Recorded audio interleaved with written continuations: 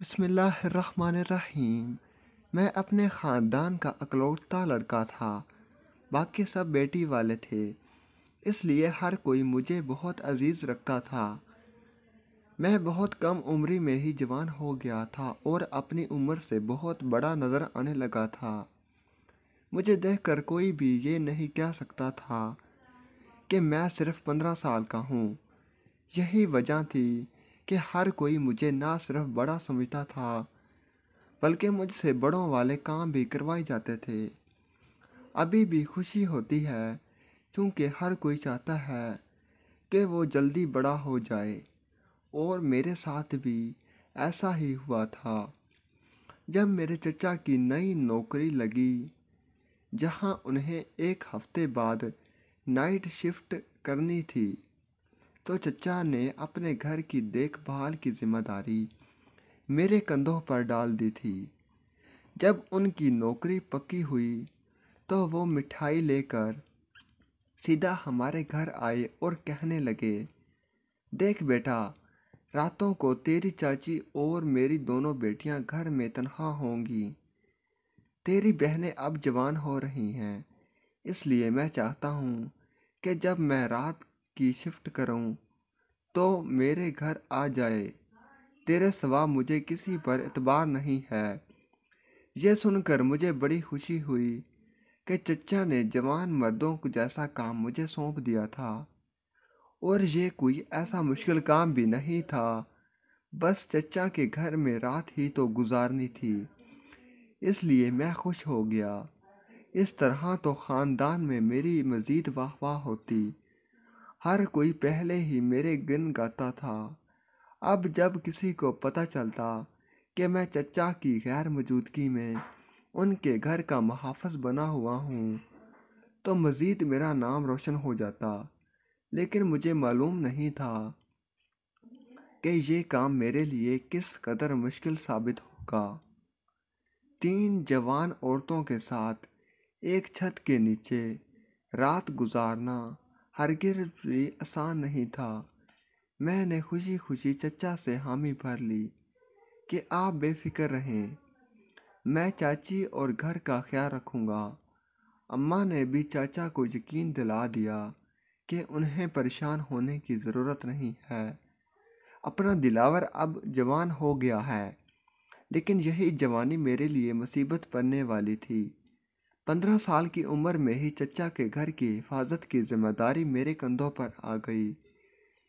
شروع تو مجھے یہ کام بہت ہی اچھا لگا کہ ہر ہفتے بعد ایک ہفتے کے لیے میں چچا کے گھر رات سونے چلا جاتا۔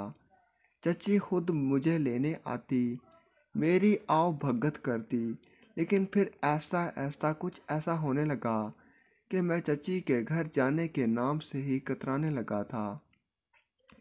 اب بھی رات کے 10 بجے تھے کہ چاچی مجھے بلانے کے لیے ہمارے دروازے پر آ گئی۔ اماں نے دروازہ کھولا تو چاچی کو دیکھ کر پوچھنے لگی، آج پھر سے وحید کی رات کی شفٹ ہے؟ چاچی نے بتلایا کہ اب پورے ہفتے رات کی شفٹ رہے گی۔ میں جو پیچھے ہی چارپائی پر سونے کی تیاری کر رہا تھا، دل مار کر اٹھ بیٹھا۔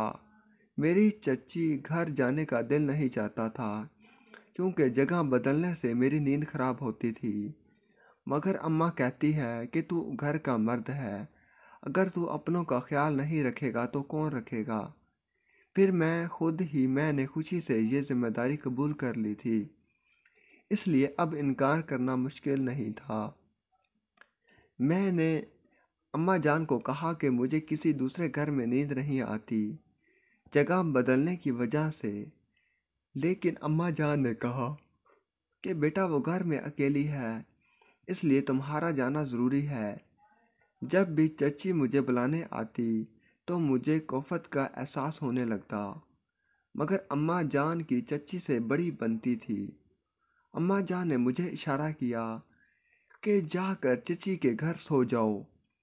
میں کندھے پر تکیہ ڈال کر چچی کے ساتھ نکل پڑا، اور چچی ہمیشہ کی طرح ہنس کر کہنے لگی، ہمارے گھروں میں تکیوں کی کمی ہے، क्या जो तुम अपना तकिया साथ लेकर आता है? तेरे चाचा तो चले जाते हैं, उनकी जगह और तकिया भी खाली रहता है। मुझे दूसरे तकिए पर नींद नहीं आती। मैंने चच्ची को जवाब दिया। चच्ची का घर पिछली गली में था, इसलिए मैं तो उठा और अपनी के चच्ची के साथ उनके घर की तरफ चल पड़ा। मैं बहुत ज़्यादा परेशान था क्योंकि रात के वक्त घर के कमरों से किसी के बोलने की आवाज़ें आती थी। मैं क्योंकि बाहर सोता था, इसलिए मुझे इस बात का अंदाज़ा नहीं था कि अंदर कौन सारी रात बातें करता है। इसके अलावा भी दूसरी आवाज़ें आती थीं। मैंने अपनी चच्ची को बतलाया तो वो कहने लगी कि तुम्हें वहम होगा, अंदर से कोई आवाज़ नहीं आती, हम सब सो जाते हैं। चच्ची जान ने मेरी बात का यकीन ना किया और रात भी ऐसा ही हुआ। मैं सोया था, अंदर से आवाज़ें आने लगीं।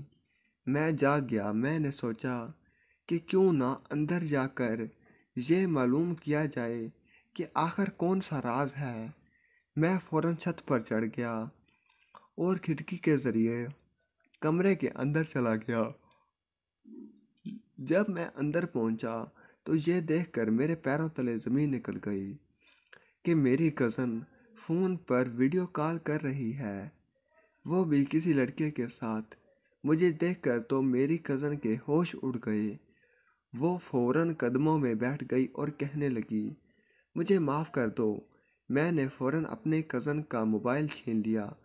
मेरी कज़न ज़ोर ज़ोर से रोने लग गई, लेकिन मैंने उसके रोने की परवाह नहीं की और फ़ौरन चच्ची जान को जाकर सारा वाक़या बताया। चच्ची जान ने भी इसको खूब डांटा। मैंने फ़ौरन अपनी चच्ची को कहा कि मैं अब इस घर में 1 मिनट भी नहीं रह सकता, मैं अपने घर जा रहा हूँ। मेरी चच्ची मेरे मिन्नतें करने लगी और कहने लगी, बेटा रुक जाओ, हम अकेले हैं, हमें तुम्हारी ज़रूरत है, हालात बहुत ख़राब हैं, हम अकेले नहीं रह सकते, तुम्हारा हमारे पास होना बहुत ज़रूरी है। अगर तुम्हारे चचा इधर हमारे पास रहेंगे तो फिर हमारा घर कैसे चलेगा। मैंने अपनी चच्ची जान को हौसला दिया और कहा कि अगर आज के बाद इस घर में कोई छोटा सा भी मसला पैदा हुआ तो मैं फ़ौरन चला जाऊंगा। चची जान ने फ़ौरन हामी भर ली और उन्होंने कहा, इंशाअल्लाह आज के बाद कोई मसला भी पैदा नहीं होगा। चच्ची ने मुझसे वादा लिया कि मैं चच्ची को कुछ भी नहीं बताऊंगा। मैंने कहा ठीक है।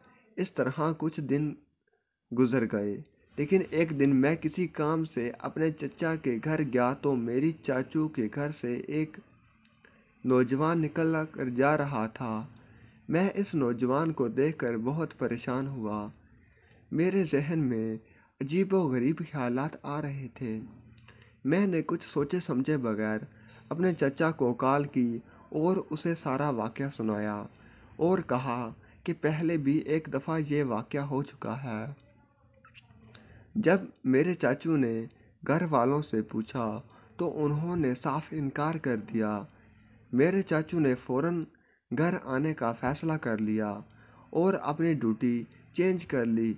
इसके बाद मैं अपने घर में सोने लगा क्योंकि अगर कोई भी मसला बनता तो इल्ज़ाम मुझ पर ही आता, इसलिए मैंने ऐसा किया। वीडियो अच्छी लगी तो चैनल को लाइक करें, सब्सक्राइब करें, शेयर करें, घंटी के निशान पर क्लिक करना मत भूलें ताकि हमारी हर वीडियो आपके पास बआसानी पहुंच सके और हमारी हौसला अफजाई हो सके। कमेंट सेक्शन में अपनी राय का इजहार ज़रूर करें। शुक्रिया।